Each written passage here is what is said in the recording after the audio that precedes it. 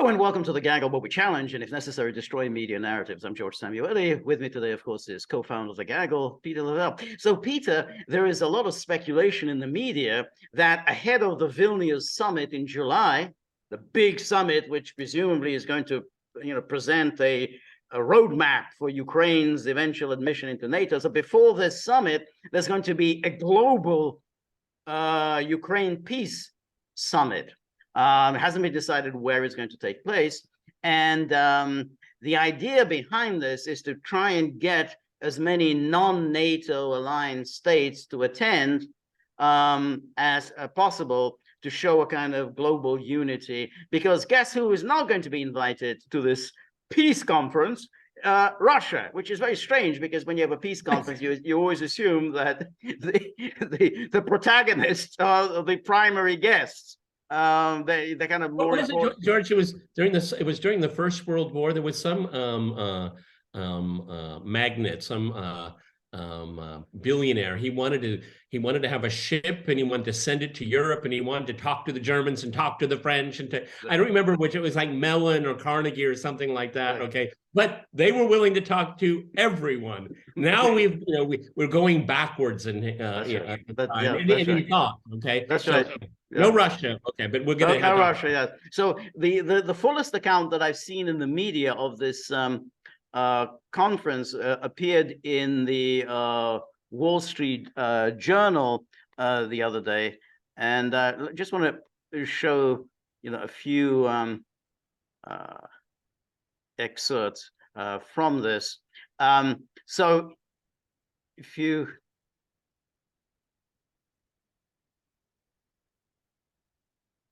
So here we have this Ukraine and allies plan peace summit without Russia, and then it says Kiev a strong European backing for a gathering before the NATO meeting in July, and then it says that European officials they're working with Kiev to recraft Ukraine's 10-point peace plan in ways that will make it more acceptable to other global powers such as India, Brazil, Saudi Arabia, and China.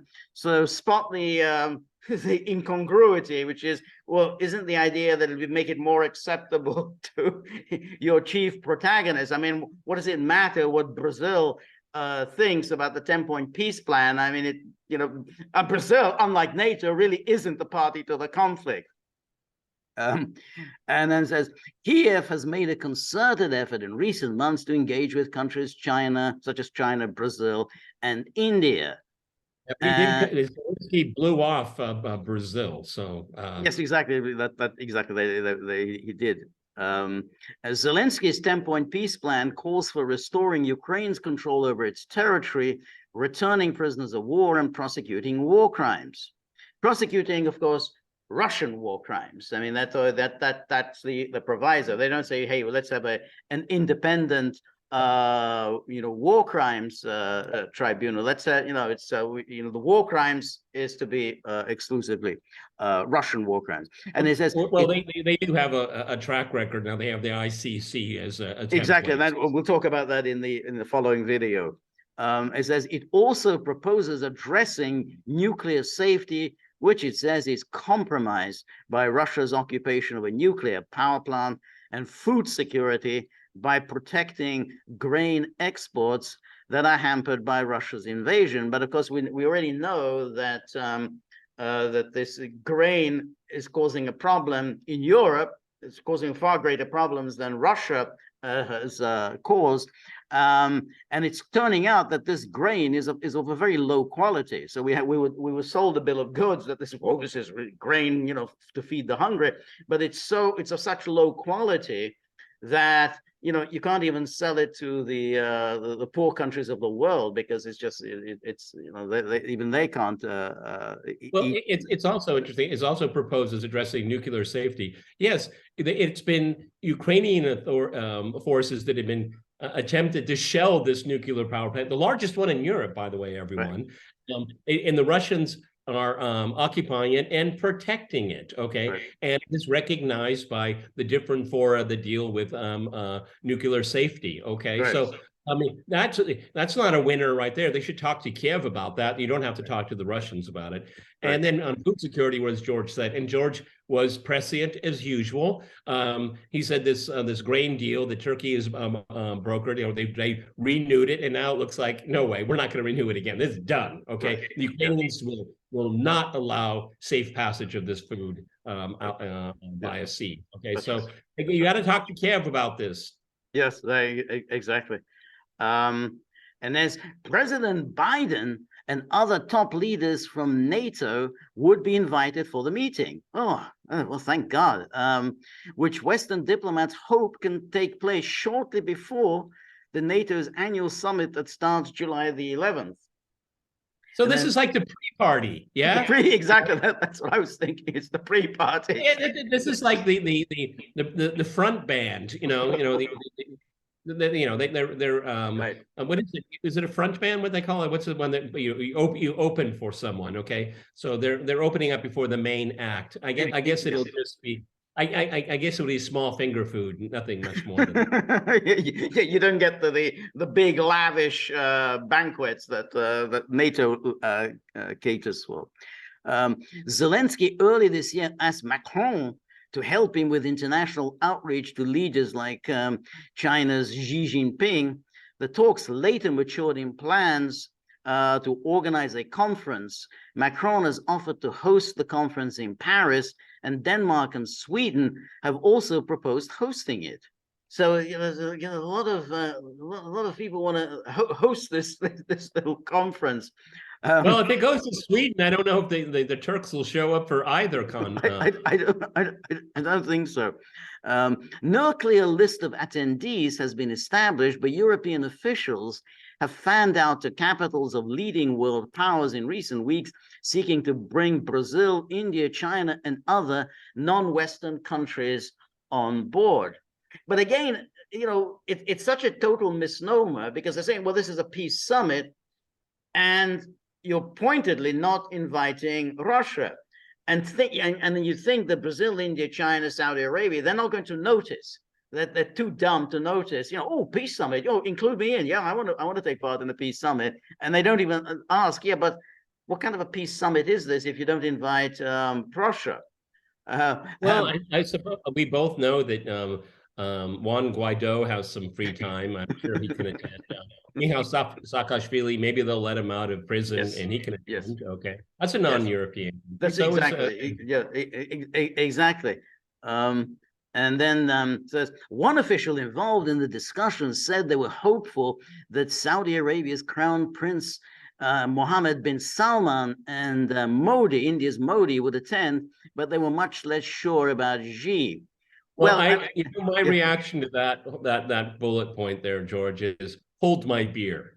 I kind of, because again, you're gonna, Modi, none of these people is stupid. I mean, they know, hey, we're being asked to take part in a Western propaganda exercise. There's nothing to this other than kind of a boost for the West, and they're using us to give a kind of, a public relations boost for the West. I mean, this has nothing to do with peace. So I just don't see Modi doing this. I mean, what's in it for Modi? I mean, that's what I don't understand. What's in it for any of these people? Nothing. Okay. Yeah. And again, this shows this is like a hallucination somebody's having. Okay. Right. And it shows desperation. It shows desperation. Okay. All of these countries have already made clear their position on this proxy war in Ukraine. I don't know what do they need to be told that would change their mind. Okay. Right. I don't see it. Okay. Right. Now, if Russia were invited, and it would be different. Yeah, that would be different. Country, let's say Morocco. They'll step up. Okay, nice weather down there. They could talk to Martin J, which we'll be talking to on Sunday. I think that they say, yeah, why not? I mean, if Putin's going to be there, Lavrov at the very least, then yeah. But without the Russian angle, what's the point? It's like a tap dancing with one foot. Yeah, exactly. No, that's exactly. And then they say, well, what's the peace plan on offer? Well, apparently it's Zelensky's peace plan. Well, NATO has embraced Zelensky's peace plan because it's not a peace plan at all. It's just simply a declaration of victory by Ukraine. So why would they go into these this peace conference and say, yeah, we're signing on to Zelensky's plan? This is what they want. They want, they want the crown prince of Saudi Arabia, they want the prime minister of India, and they want the president of China to rubber stamp a Western decision. Exactly. That's not going to happen. No. That's and any of these players are they asked, how would you approach bringing peace to this country? They're not being asked. Okay? Exactly. Sit down and eat your finger food. Okay. That's right. Exactly. But they think, hey, if we can get them to Paris, that'll be nice. We're gonna spend a couple of nights in Paris. If we can get you there, hey, you'll come in and you'll sign off, and then we can say, hey, we've got India. India's on our side. India's on board with the Zelensky plan. India is now on NATO's side. Well, India isn't that stupid. I mean, they know that exactly why they want to invite Modi, and they're not going to buy into it. Well, India is, 15, 16 months ago, George, if I would have said that India is one of the major exporters of petroleum products to Europe, you would laugh at me. That's right. Here we are. Yeah. Okay. Yeah. Why would Modi want to, shoot that down? I mean, right. They're getting energy at a discount, and they're selling it at a premium. At a nice markup. I think I'd like to keep that going. It's good work if you can get it. Yeah, exactly.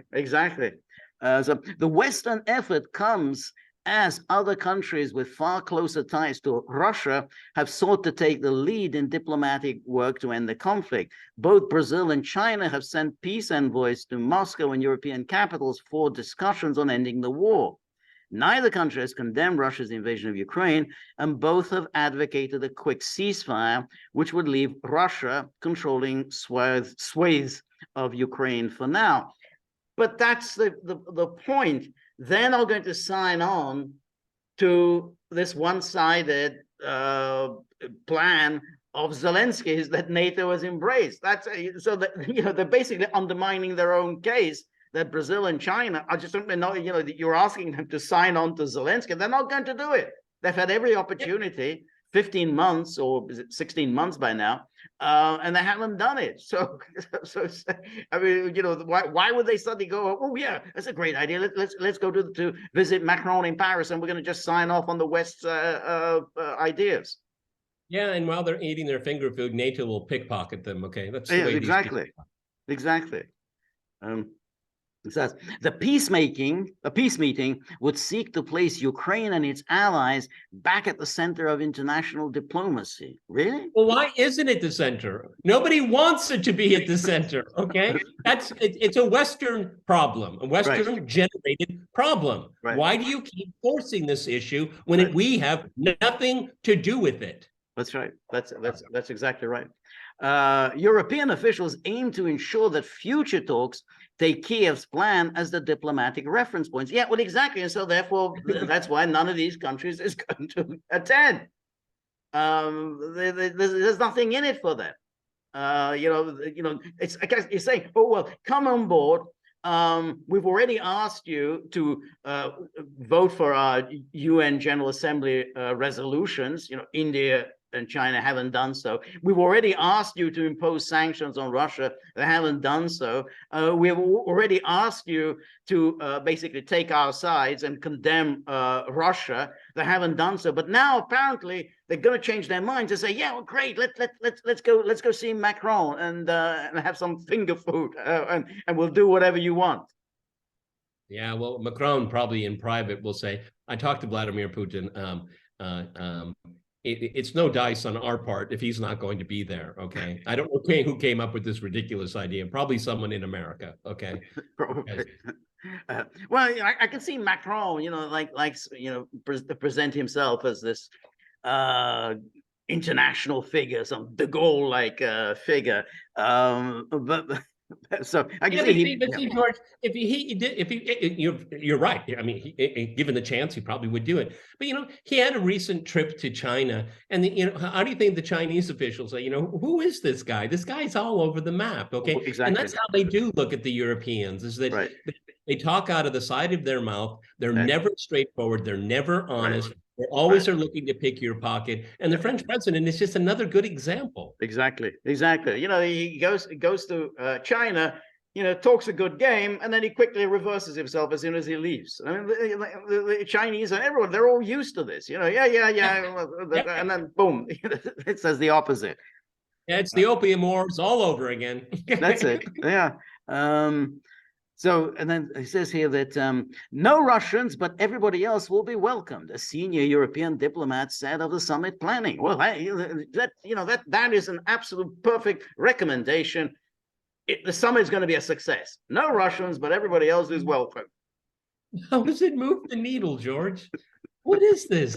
Why don't you just do it on Zoom? Okay. Yeah.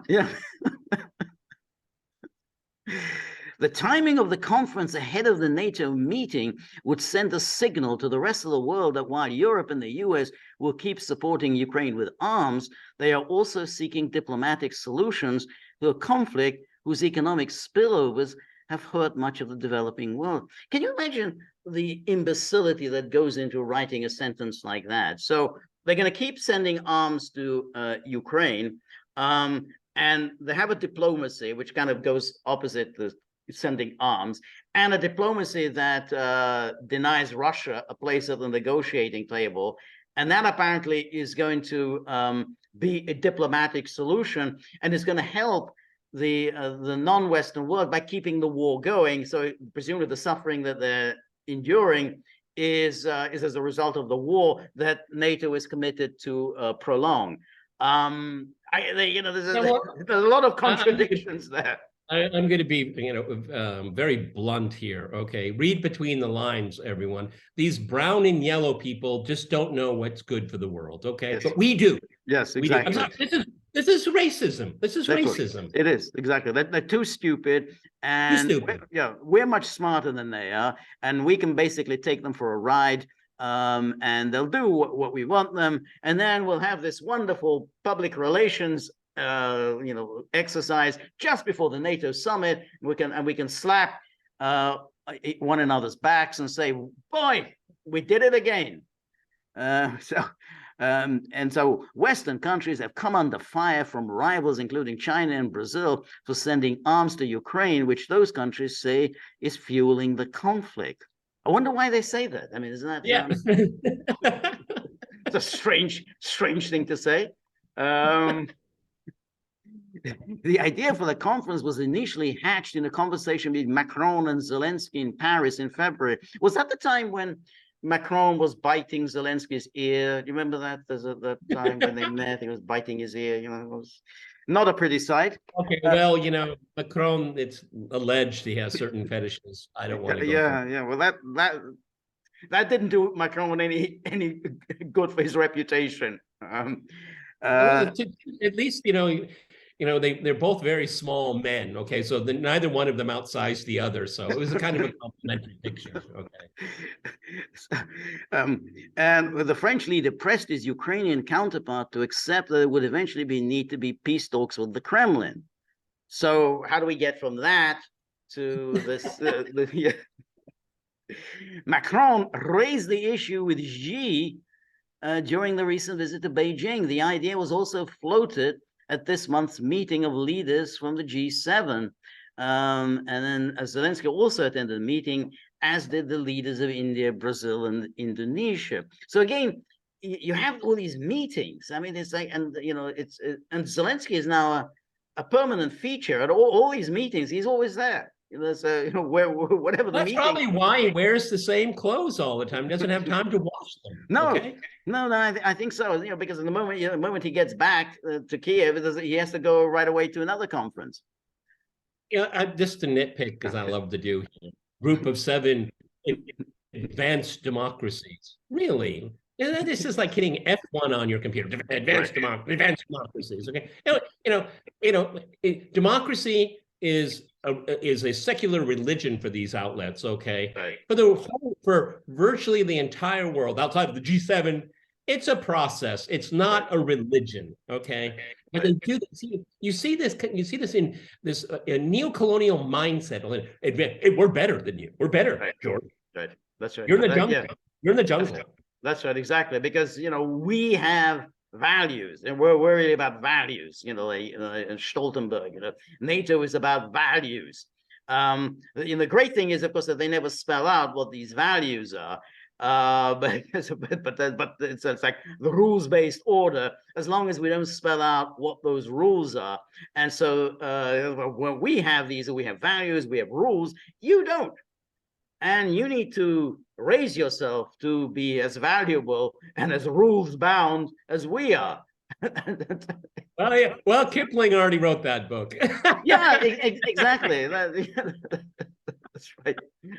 But the extraordinary, this self-congratulation that is there, and they're taking everybody for a fool. Then goes, yeah, we'll have this global peace summit, and it sounds like, oh, good, you're bringing the war to an end. No, we're going to have a big propaganda exercise, and all these, Indias and Brazils and Saudi Arabia, they're too stupid to see through our machinations, and they'll come along with it. They'll say, yeah, let's go, and have a shindig with Macron.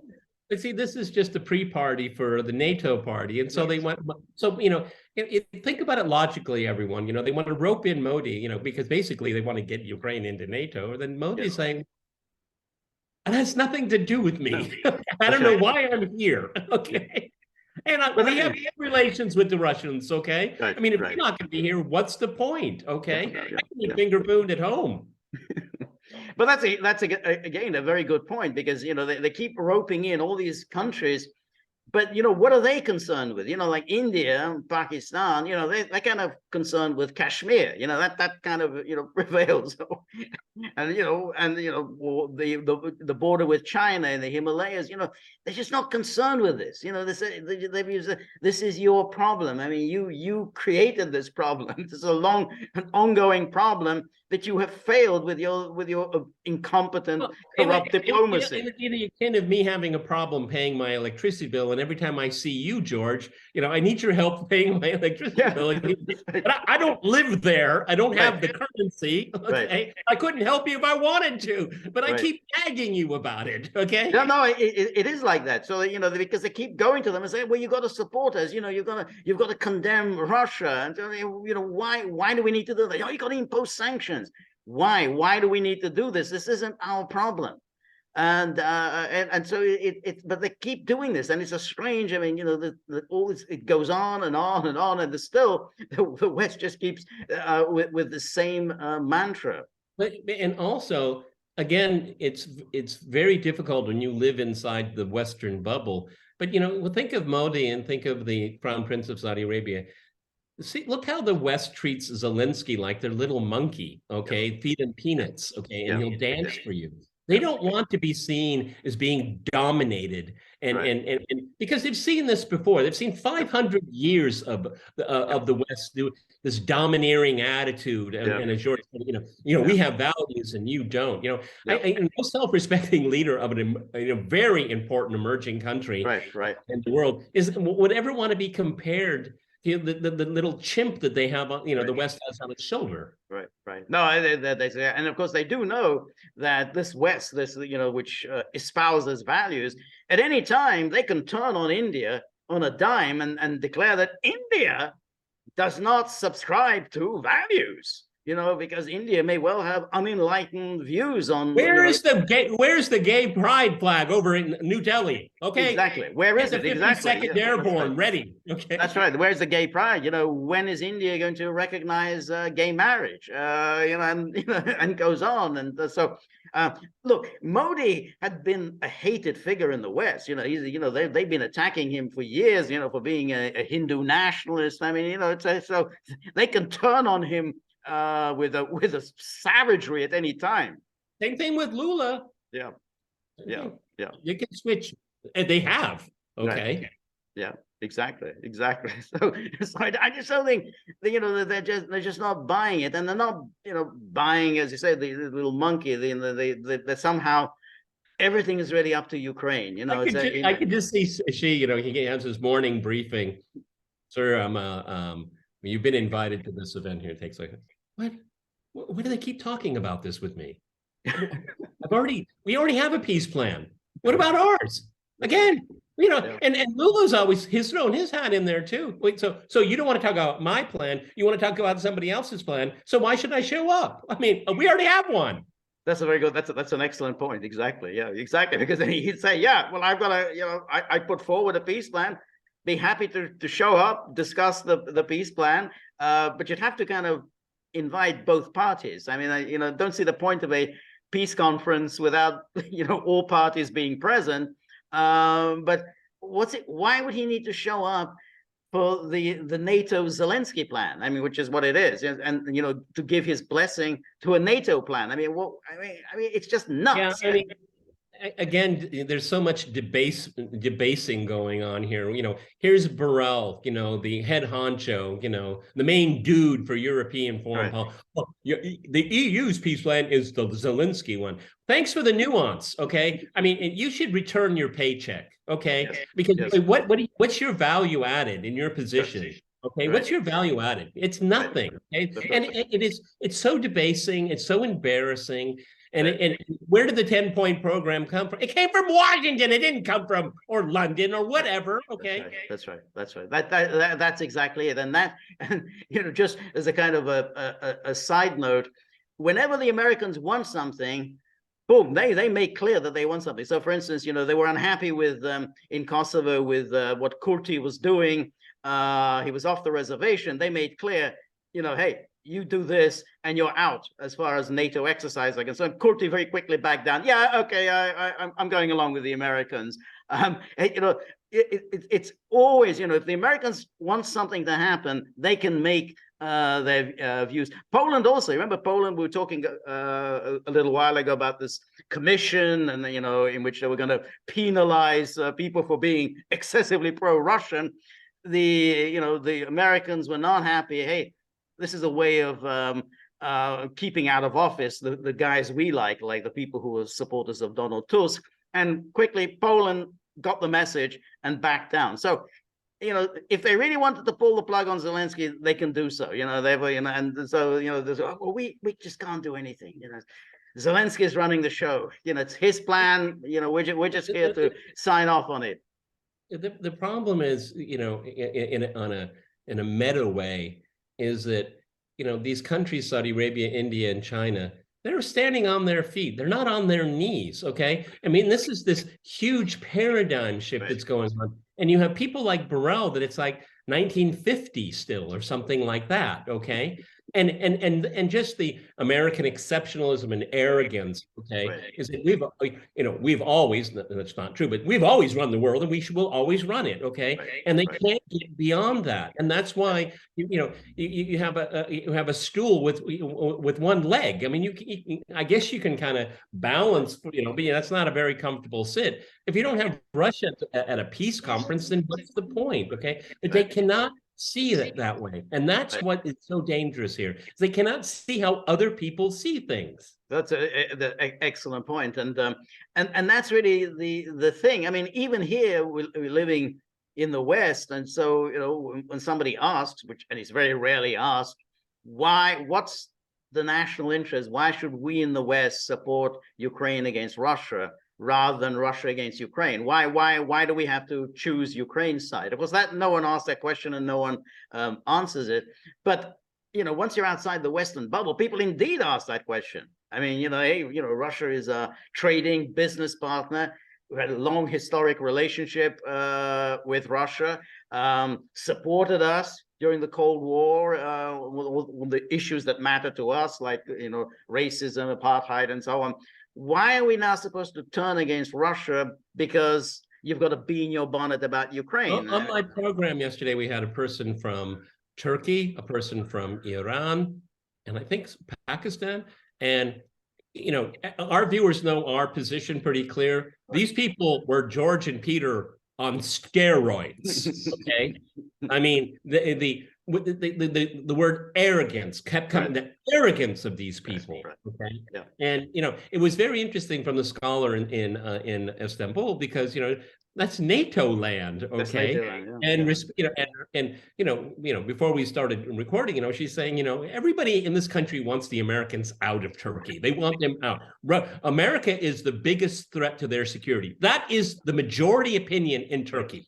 That's it. It is. It's quite stunning. Again, it gets very little play in the Western media, but whenever they have polls in Turkey and they ask who's the greatest threat to Turkey, it's overwhelmingly the United States. You're like, hey, but isn't Russia your neighbor? Don't you have all these historic conflicts with Russia? No, they say the United States is the greatest threat to Turkey. And what the West likes to do, but your president is a strong man. He's a strong man, and he's like, yeah, we voted for him again. Yeah, exactly. Whoops, wins comfortably. So, well, these elections were not really fair. Okay, well, what else can you say? You can't argue with stupid, okay? You can't argue with stupid, and that's the problem here. All right, this shindig that is planned, okay? It doesn't have legs, apparently, okay? I think they're putting up a flag and seeing if anybody salutes. Yeah, I can't see this. I can't see this happening, or at least if it does, none of the players that they want to show up are going to show up. Modi is not going to show. I don't think Lula's going to show up. But as you said, I think Cameroon might show up, but. Yeah, well, maybe they'll get some of the actors from Succession, maybe a Breaking Bad character, maybe turn it into like, the Ukrainian peace conference sponsored by Netflix, Right. Well, it could be. Exactly. It could become a big social event. All sorts of celebrities show up. So. What is she wearing, George? Oh my goodness. That's right. Who was that movie star who completely went crazy about Ukraine? Sean Penn. Sean Penn. Yeah. I could see him showing up. Yeah, I'm for peace. Where's the peace? Jeff Daniels, an actor that I really, really like, totally 100% into Russiagate. Totally into it. He'd go on to MSNBC and talk about Russiagate. Okay. Right. Remind me not to see one of his films again. No, that's right. Didn't he, the one who playing Comey, doesn't he play Comey in this movie? I haven't seen it, obviously. I'm not going to watch it. I will not see it. Okay. Yeah. Well, he's got a new book out, okay. It's a real circus they're rolling out here, okay. I guess he didn't read the Durham report, I guess. No. All right, everybody. We don't know if this thing is going to happen, but it's certainly a lot of fun to jawbone about, as you just noticed here. Just another psych op, because it got nothing left to say. Okay. Right. All right. This is Peter and George. We are The Gaggle. We're on Local, so please go to thegaggle.locals.com, visit our store. And since today is Friday, best of luck. Now's the time for this nightmare of a weekend. It's awful, this terrible, beautiful weather outside. You have to endure all the sunniness, and what can you do? You just have to stay in bed and wait, for Tuesday 3 p.m. Eastern time to come around. That'll be time for my live stream on Locals. Please join me. Come with comments, criticisms, and suggestions. And on the way out the door, think about little buddy, and then he heard this word shindig, and he said, "Yeah, shindig, me. I'm in." So he wants to attend a shindig, but he doesn't want to share anything with anyone. So that's him. So, but if you have, he's not going to pay one dime. Okay, he's not going to do it. He's not going to do it. So if you have a few bob in your pocket, whip them out. Give it to buddy. He isn't going to share it with anyone. That's it. That's his.